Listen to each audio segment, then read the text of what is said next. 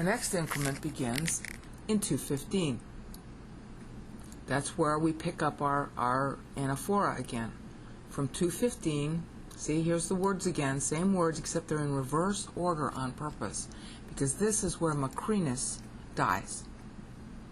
And it was essential that Macrinus die, because what that fostered was the breakup of the Roman Empire into lots of competing factions, lots of would-be Caesars. And that was needed in order to free up the central part.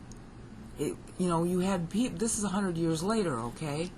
You have now a bunch of new believers who were developed inside Rome, Alexandria, Antioch, okay?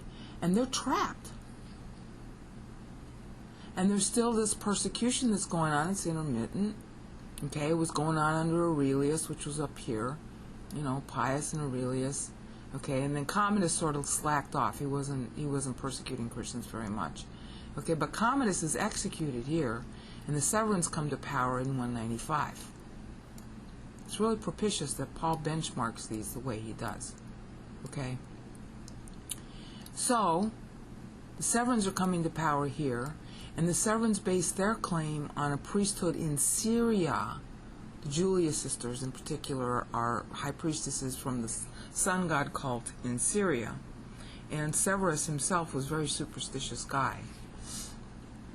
So they foster their cults beginning here, and Macrinus finally overthrows them.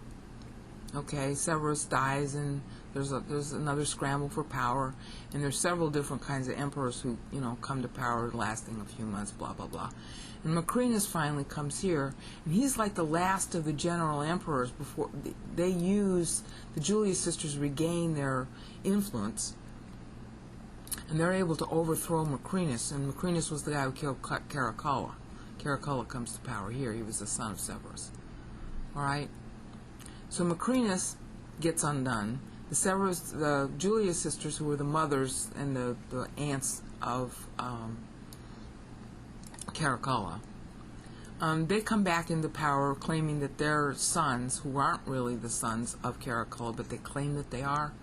That's how they get back into power. So there's a sort of mother cult going on here, cult of the sun god, starting again under Heliogabalus, which really rankles the Senate. All right.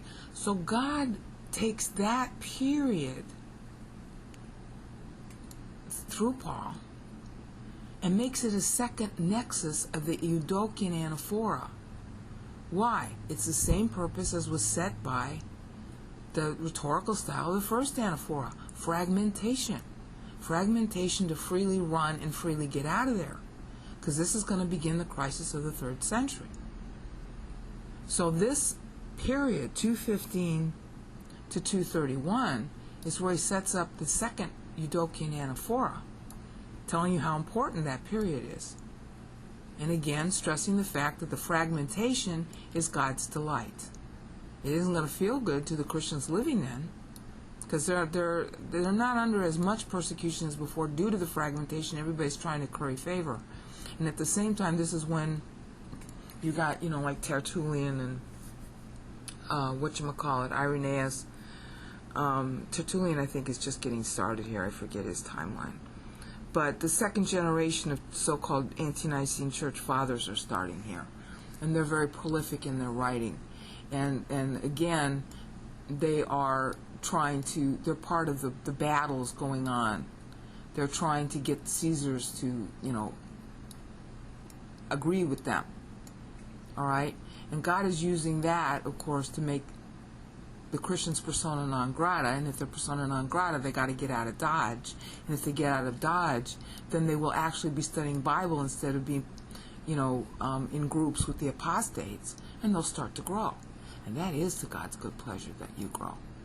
So to stress that, instead of introducing the second Painon anaphora here, he instead produces the production anaphora, temple trio is what I call it, proeteto, offering.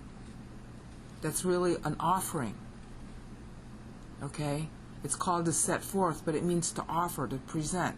This is what you did with temple showbread. You presented it at temple. So in the temple of heaven, presentations are being made. And so he's benchmarking this as a 7, which it was. It was a tribulational quality period where people who really care about God are getting out of Dodge and therefore are being presented to the court in heaven. Tribulational quality. Remember where he talks about that in Revelation 1 through 3? Those who are loyal to me, I will present at court to Father. Okay? So they're being presented at court to Father, and it's not the loudmouth Christians who are doing the writings, the so-called church fathers. Those are the apostates. Those are the retards. Those getting out of Dodge are the ones that are being presented to Father. So that's the first part of Temple Trio. All right, so then that's the second Eudokian anaphora here, which is now birthing a second, really a third anaphora, the Temple Trio anaphora, beginning with proeteto. Paul's anaphoric quality is stressed by him using the word pro, before. It means before. Literally presented before here, Father. Okay? So now all of that is going to climactically be presented down here during what become the Constantinian years. See, because our boy Diocletian starts in here, he dates his own rise to power from the fall of Carus in 283, and Paul significantly benchmarks his syllables at 283. This is when Diocletian himself deemed himself to rise to power, when Carus died. See, Diocletian's big dream was to do this very thing. And God let it happen. At the same time, the so-called Christian fathers were doing their own writing to do the same thing. And it was Diocletian, of course, who wants to unify Rome, and his big problem is the Christians. So he's going to end up, once he rises to power, he's going to end up clamping down on them. And at this point, he's just risen to power. And at this point, he begins his own inheritance plan. This is what Diocletian's inheritance plan was, which God is going to use for us to inherit. His inheritance plan involves a guy named Constantine Chlorus and a guy named Galerius through another guy named Maximinian. So he and Maximinian are co-rulers, and then they have two heir presumptives who will inherit the kingdom after them, named Constantine Chlorus and Galerius. Okay? And the objective is to retire in the year 305. His formal appointment by the Senate as emperor didn't take place until 285. And so 20 years after 285, beginning in 285, so beginning during this period, Diocletian inserts his own inheritance plan. So you see how wryly Paul's wording ties to what Diocletian would be doing. And that gives birth to Constantine, because Constantine Chlorus had a wife. Her name was Helen.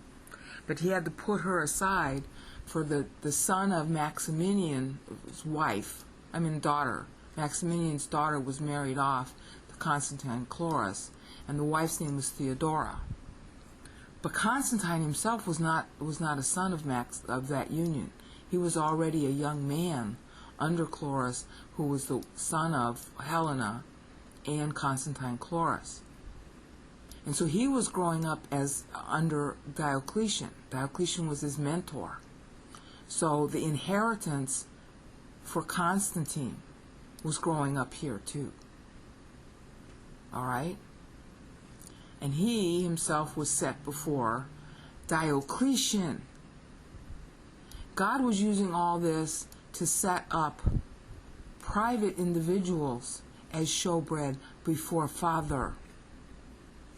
Because we know that because this whole period is marked as diaspora, so the so-called church fathers are not regarded as good by God. It's all individuals, little Daniels. See, Daniel presented himself before God. This is the Daniel period. This is when Daniel's out. So you got little Daniels. Israel's in diaspora, so church is in diaspora. There is no unified entity. There's no entity. It's so apostate, the believers are so apostate, that it's characterized as a diaspora period.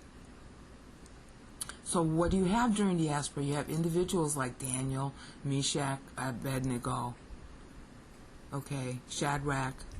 You have individuals who are believing privately. Not all of them have the offices that Daniel got, but Daniel represents the many individuals who are out there, who are just privately learning God. They were set before, they were the showbread set before the temple of heaven. Okay? Meanwhile, you have the big loudmouths, the Christians who are trying to gain power, and they are so bad that Diocletian, beginning in 303 really, but it started in 209 during this period, 299, he started the edicts against Christians. And then it hit a fever pitch in 303, and this whole period is characterized by modern historians as the persecution of Diocletian. And then he himself, of course, Diocletian, that's 303, when the persecution hits its height, and the edicts that Galerius wanted adopted get adopted. Okay? And the same edicts would be adopted by Hitler in 1933 through 1939, so it's the same pattern. Okay? Then the next year, 304, that's when Diocletian himself gets sick, and in 305, he retires. So God worked out all things by getting retirement of him and Maximinian. And it was that retirement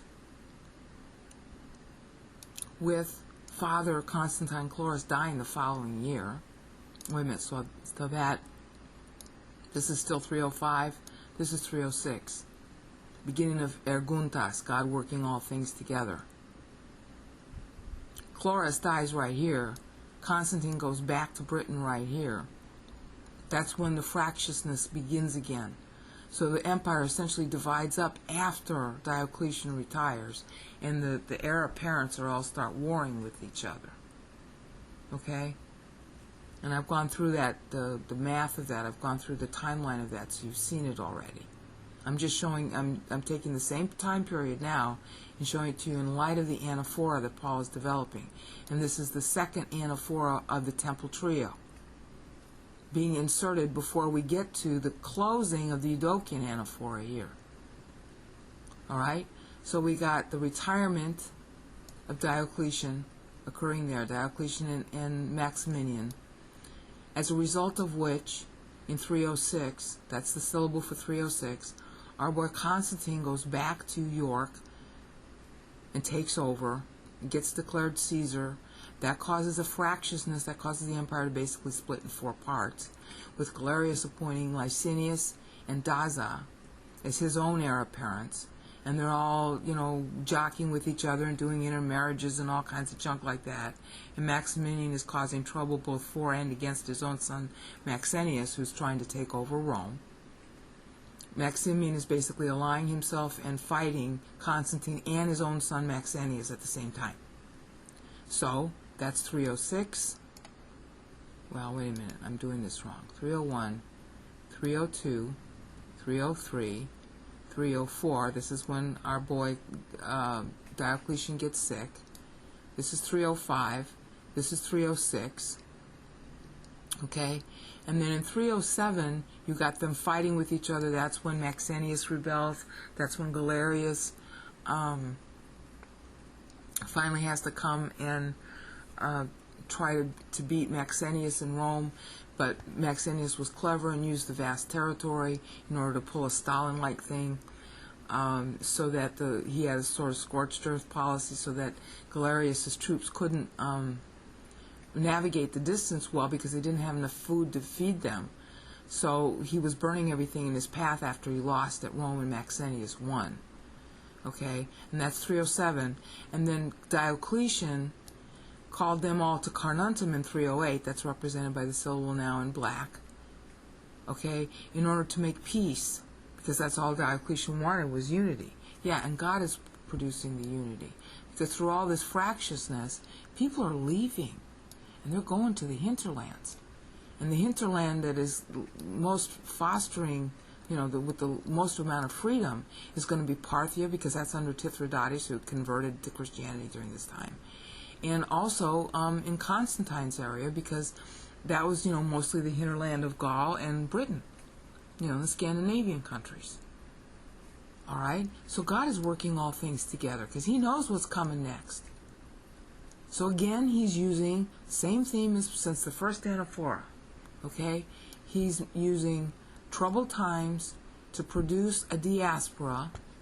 He's taking advantage of the diaspora because of the apostasy of Christianity, to get individuals to be protesting, to get out of town so they can develop singly on their own, in small groups, in small churches, not in any hierarchy.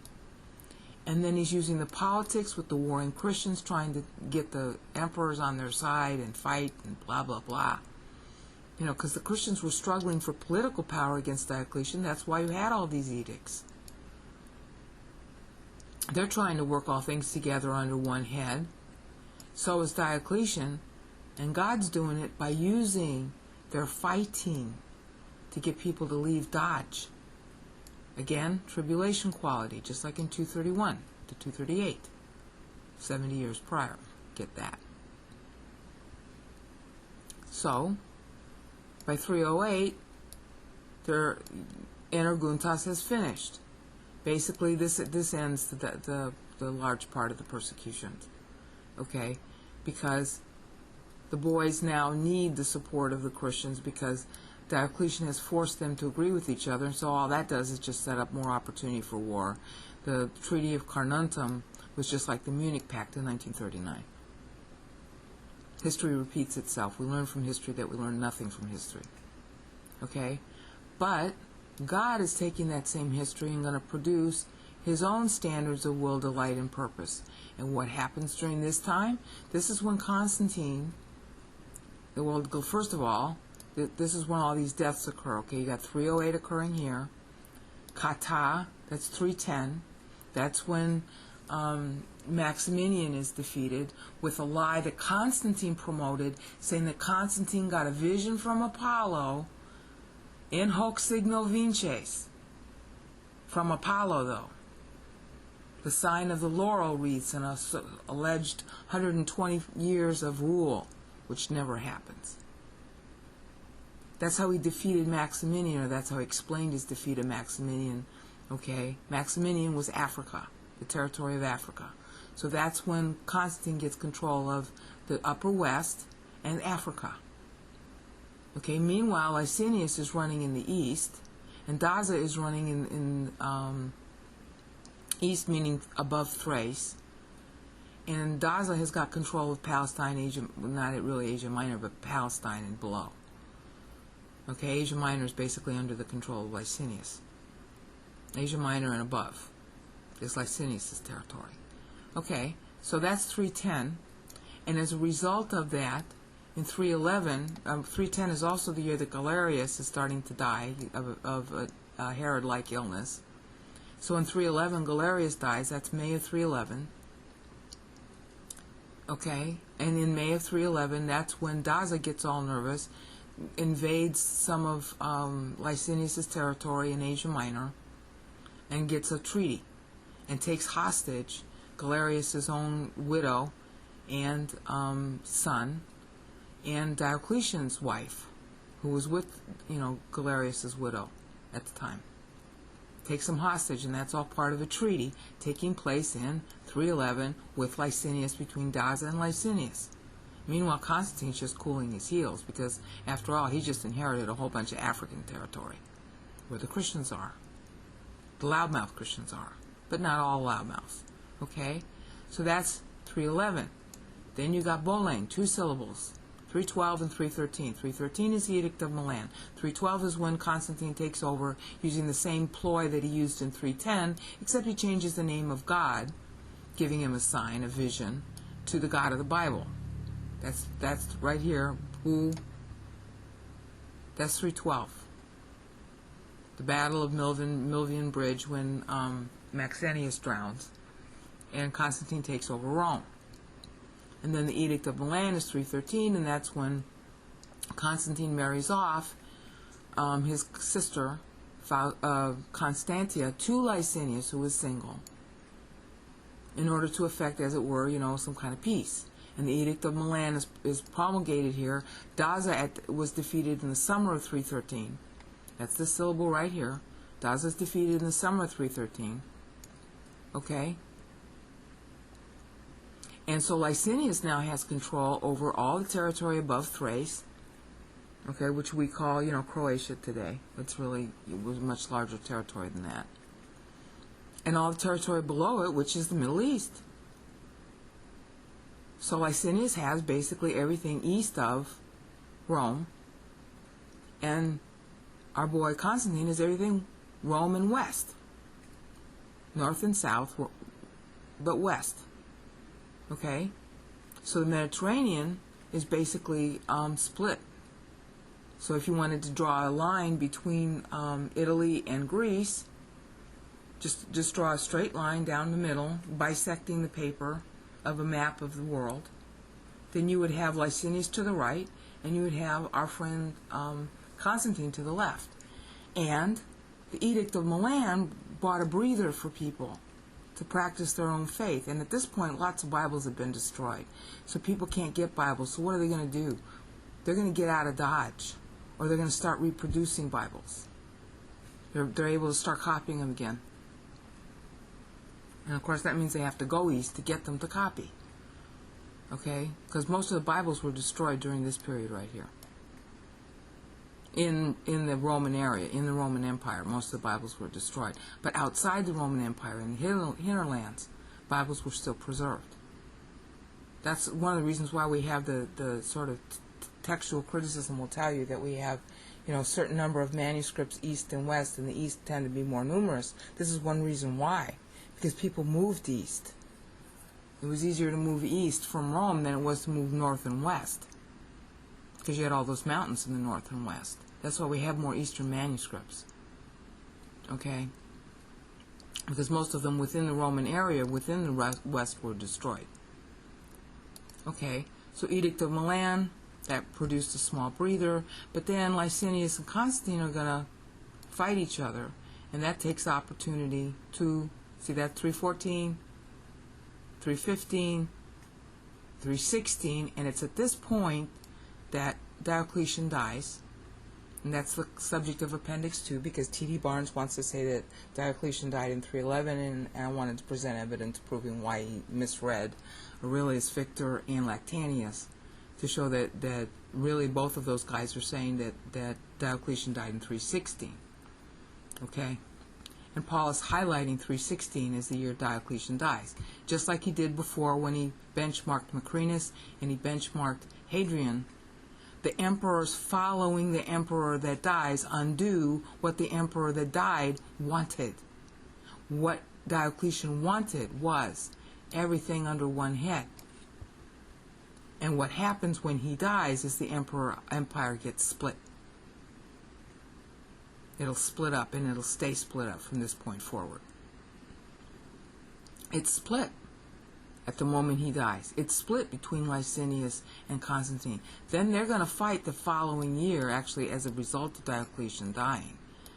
And that's 317. They do a treaty in March of 317. They actually started their war in October of 316, 2 months before Diocletian dies.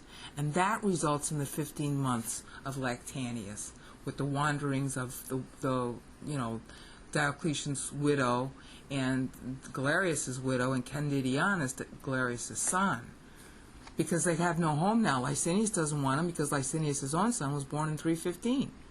So in 316, the widow of Diocletian and the daughter of Diocletian and the grandson of Diocletian, adoptive grandson, are all persona non grata. Nobody wants them. They don't have any political base anymore.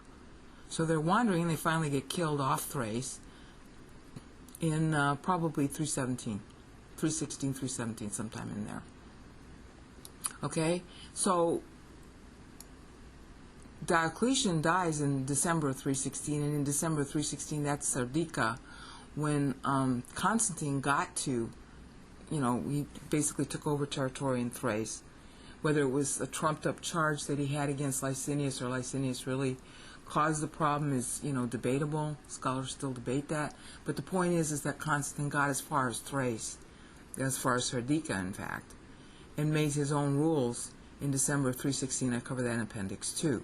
So then there's a treaty made in March of 317, this syllable, between Licinius and Constantine. See? Telematos, how God's will versus their will. That's the wry satire that Paul is making here. It's their wills. The will of Diocletian being frustrated. The will of the two heir apparents taking over and splitting the empire rather than uniting it. Telematos. 317 is right here. 317 is right here. 318 is the aftermath of their agreement. Licinius ceded a lot of territory to to Constantine. And Valens had to be put down as an heir apparent. And they make an agreement in 317, back here in March of 317. They made an agreement about their sons being Caesars. So Licinius' son and the three sons of Constantine. And then in 318 you've got a sort of uneasy peace. And of course that's their will, but it's really God's will, because now that we've got this peace ensuing, all right, people are free again to get out of town because they know another war is coming. Or they're free to start studying Bible to prevent that war from coming. And the reason why that war still comes is because the Christians don't grow. See, because remember, when Paul does all this metering, from the very beginning he charted it. What if the rapture happens at these junctures? What would be the character of the time? What would be the testimony of the believers of that time? What would be the testimony of that time? This is all anaphonal, just as it has been. Same style as since Psalm 90. These are all anaphonal testimonies of people during these clauses. All right? So, here's the history. Here's the testimony. Here's what happens during that time. 318, 319, 320. Breather. Telematos autou, God's will. See, telematos just by itself, anybody's will. And we're seeing from the history and from Paul's wry wording here, wry wording of the syllables, that how all these wills are uniting together and fighting each other. Okay, but this is God's will. See how clever that is? And that's basically where we left off when I was still doing the history of Constantine.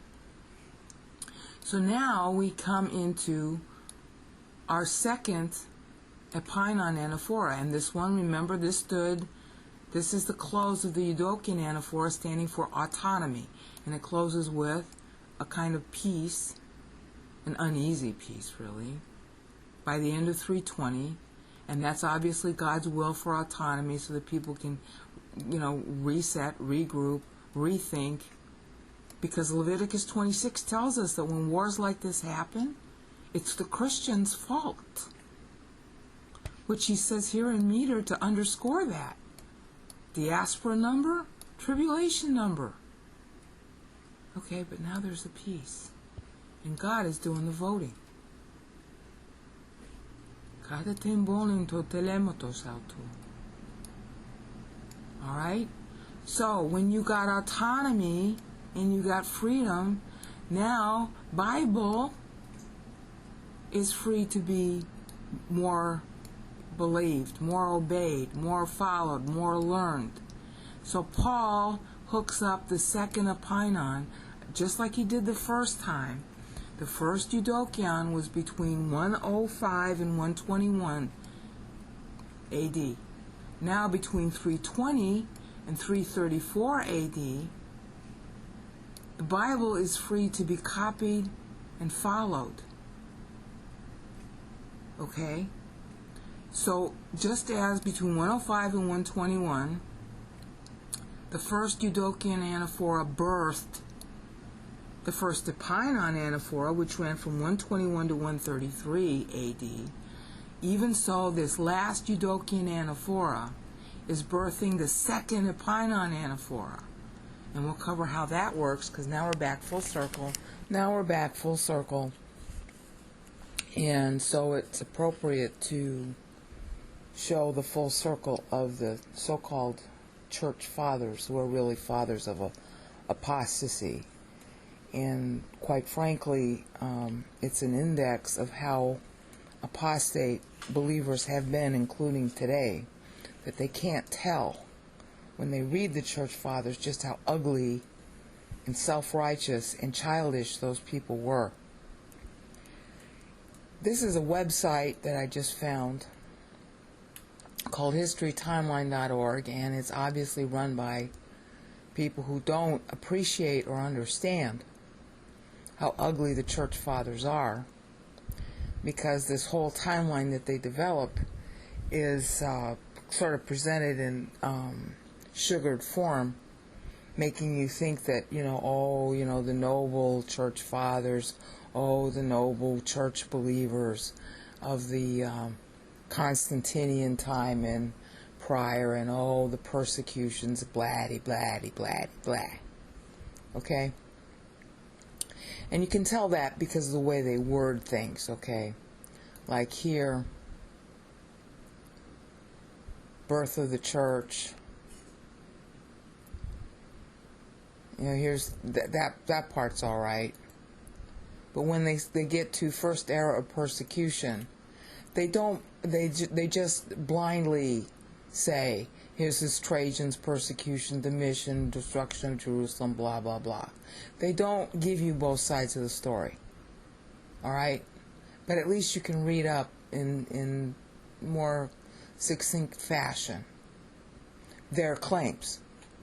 Now, you have to look at both sides of the story, because frankly, the church, the so-called church, which was never a church, is just a bunch of apostates who eventually got political power. See, they make us think about Irenaeus being born here. Now, it's important for following the apostate, how church became apostate. But these people don't realize that. They're listing these people as if they were heroes, and they're listing these so-called persecutions as if they had no basis. All right? So when you read up on these times, like the so-called persecution of Ananias, Pius, it wasn't really a persecution. It was saying, hi, if you're going to make a big stink about being a Christian, you either got to get out of town, or we got to fine you in some way, because they regard it as anti-patriotic. It's the same thing as the Christian right is doing now. Okay? There's the same ugliness, the same self-righteousness. All right? So when you read these so-called persecutions, be sure to look at both sides, not just the side of the so-called historytimeline.org. All right? And this is representing, mainstream Christianity. Mainstream Christianity sugars over all this and makes the so-called persecutions look much worse than they were, because they're listening to the so-called church fathers who exaggerated everything. The church fathers lied about everything. They lied about Mary, they lied about John, they lied about James. They made up all kinds of stories. This so-called martyrdom of Justin is a made-up story. And when you read it, you know it's made up. It's all flowery. Okay? It's completely flowery. It's obviously exaggerated. So if you're going to buy what the church fathers say, you hate God. You have to hate God to believe what these people say. Because you obviously have no discernment whatsoever, which means you do not have the Holy Spirit in you to alert you to the fact that this stuff is real garbage. This Justin Martyr was one of the most anti-Semitic people ever born, if it was really him. And the scholars still aren't sure that what they're reading is of these people in the first place, rather than panegyrics written by others in the name of these people. Ignatius, if you read that stuff that's allegedly by Ignatius, if Ignatius really wrote that, he was a jerk, glorifying himself. Same thing with Justin Martyr, who writes this very anti-Semitic piece of trash called Trypho. Trypho means frailty. It's a slap at the Jews. Christ is Jewish. You better not be anti-Semitic unless you want to incur the displeasure of God, which he's already recorded since Genesis 12, 15, and 17. Go read it. If you're not pro-Israel, honey, something's really wrong with you, and you're going to die a spiritual retard. Same thing with Polycarp. He was a jerk, too. These are all the first century. All right, remember, the Eudokian anaphora centers on 105 to 121. And if you want to find out why these alleged persecutions occur, then read what Justin Martyr wrote. Read what Ignatius wrote. And read how disgusting they are. And then you begin to empathize with Trajan, who really adopted a don't ask, don't tell policy. That's what he told Pliny. There are letters between Trajan and Pliny. Again, if you read the pagan side of the question, you understand better why Christians were not liked. For good reason they weren't liked. Because they weren't listening to God. They weren't learning the Bible. They were agitating politically. And Martyr's in that context. Ignatius is in that context. Okay? This is when Martyr allegedly converts. Irenaeus is one of the biggest jerks of all time. This is when he's born. See, they make a big stink about when he's born. But see, at least it's a timeline. So you can look at where the Eudokian anaphora is. And the Eudokian anaphora basically starts at 105. And then the second time that it hits up is at 215, which is basically here. All right? And then you have their so-called first era of peace, which is Origen, another big jerk-off. Okay, I guess it's not linked. There's no the first era of peace, but there's nothing about Origen, so you'll have to read about him. Origen was 185 to 254, so he's during the second Eudokian period, Severans. He begins to write during the Severans. You know, during that period when the Severans are fighting and they're regaining power. Okay? And Cyprian, he was a huge anti-Semite in Carthage. And then Origen. He wouldn't read Bible if it bit him. So then you have the so-called second era of persecution. That's Decius. And Decius wasn't really doing a persecution. See, they exaggerated even here.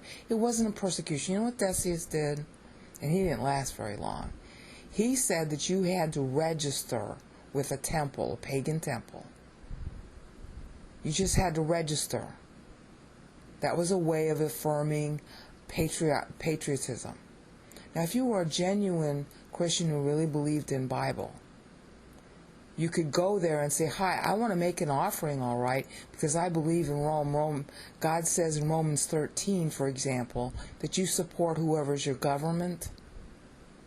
No matter how bad it is, you live there, you support it. It's like your parents. Okay, but I want to make an offering in the name of the God of the Bible. Can I do that? I want to show my patriotism, but I don't want to do it at that temple. I want to do it in my own church. Can I do that? And register that way. Who would say no to that? If you peacefully offered to defend the empire, that's all they cared about. They deemed those pagan gods to be their patrons. Okay, fine, you make your God the patron, and you make your offering to God as your patron, and you register with that God. Why couldn't you do that? Very peacefully. But nobody did that. They were trying to defeat the other gods, instead of just offering in the real God's name, and let God do the converting. But the Christians weren't acting like that. They were wearing their Christianity on their sleeve in a very obnoxious manner. So you could have appealed to Decius that way, but they didn't. So Decius had to say, hi, I'm sorry. You got to do an empire. Empire-wide. It wasn't persecution. It was empire-wide registration. And then Arius, of course, the Arian movement. Arius is born. And he was definitely a heretic. But so were all of them. Because they weren't honoring God. Okay? Problem of the lapse shows how pagan everybody was who was a Christian. What business is it of yours if Arius... See, the problem of the lapse was somebody who went to Arius. What they did is they persecuted all the Arians. The Trinitarians persecuted the Arians. They were nasty to them. They ostracized them. They confiscated their goods. They confiscated their Bibles. They did what the JWs do to people who go away from JW. They did what the SDA people do who go away from JW. They did what the Catholics used to do to people who left Catholicism. They called them heretics. They were really nasty to them. Okay, so if somebody came back to the fold, oh, well, if you lapsed, you weren't loyal, so we don't want you anymore. And they had all these stupid conferences in Africa about people who lapsed and came back to the church. What freaking business is it of yours if somebody changes his faith? You don't have a right to say that they can resume or not resume in your congregation. God has that right, not you. So see, they were replacing God. This is how evil they were. And this is the time of origin. This is the time when Tertullian's teachings were taking hold. This was the time Clement of Alexandria was so popular. Justin Martyr was already revered at this point. Irenaeus' lies were revered at this point. Clement of Rome's bilious takeover, attempted takeover of the Corinthians, was regarded as part of Scripture at this point. This is how ugly the church was. They deserved to be persecuted. And God let them be persecuted, as we saw. Because that is the part, that's Ephesians 1:10a, stemming from 238 to 252. Ephesians 1:10a, the Pleroma passage. All right, yeah, they're getting pregnant with their apostasy. So that's the time of registration. And it was ended by Valerian. See, it says Valerian persecution begins then, but actually Valerian came to power in 253. 253 to 260 is where Paul says that's anaphora, bringing under one head, and that's exactly what Valerian was trying to do. He was trying to get rid of these people who were killing fellow Christians, who were taking their property, taking their Bibles, ostracizing them. So you have a rebaptism controversy. See, the Christians are busy fighting amongst each other. And that's fragmenting the empire, making big stinks about how Christian they are. Hey, we're not going to support the pagans. And we're not going to be, they were saying how we're not going to, we rebel against being in the military of the Roman Empire. We don't want to fight for Rome because you're all pagans. So what else is Valerian going to do if he's trying to unite the empire? And of course his son is Gallienus. Gallienus gets the west. Valerian ends up getting beaten up by Parthia in the east. But Gallienus is much more lax. And Gallienus is in the northwest, in Gaul. This rebaptism controversy and this problem of the lapsed is taking place primarily in Africa. Africa, Antioch, Alexandria, Rome. But Gallienus is in Gaul. Gallienus is in the west.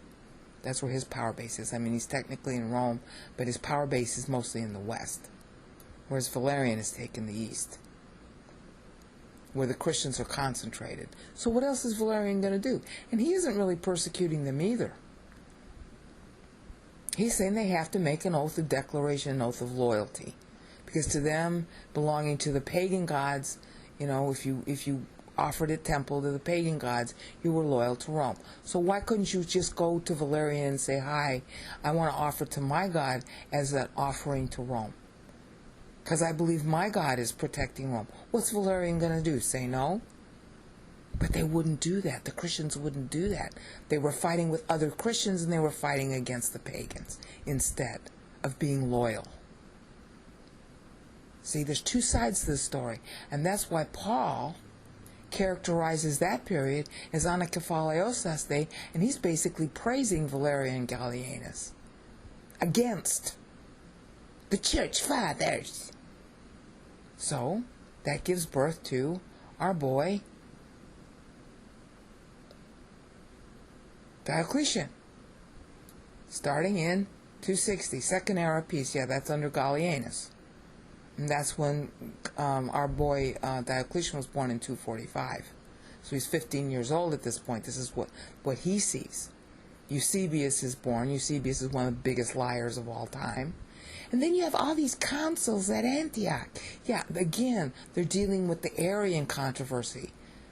They're deciding what they want to do to oust the heretics. They're not going to God. They're going to each other. Anthony goes into the desert. Oh my, he's going to be a hermit, and that makes him holy. And Pachymenes, another jerk, is born. And yeah, the era of peace ends because at this point, see, this is where Diocletian has officially come to power, ratified by the Senate in 285. And because of all these councils and this fighting that's going on, okay? Eusebius is about 20 years old at this point. Yeah. And that's when Diocletian, aided and abetted by Galerius, starts to crack down on the Christians, really beginning in 299. And in 303 is when the persecution, the real persecution, the true persecution, you're talking burning, confiscating Bibles. They locked up all the priests, all the teachers. Diocletian locked them all up in prison. And that is definitely the so-called Great Persecution. This is a real persecution. The first one you can really call that. And then there's that edict of toleration is really not an edict of toleration. It was issued by Galerius, okay, just before he died. And he's basically saying that there should only be one definition of Christianity, that you have to stop fighting amongst yourselves, okay? And what he was doing by that is really he was seeking to dissect. He knew that the Christians were fighting each other, so he was saying, hi, then you Christians ought to tolerate each other and be in unity. And he knew very well that that was going to make them fight with each other. So he was leaving a legacy behind of fighting. He knew that they would fight it with each other as a result of that, and he was hoping that they would all get destroyed. See, and then you got the Donatists fighting.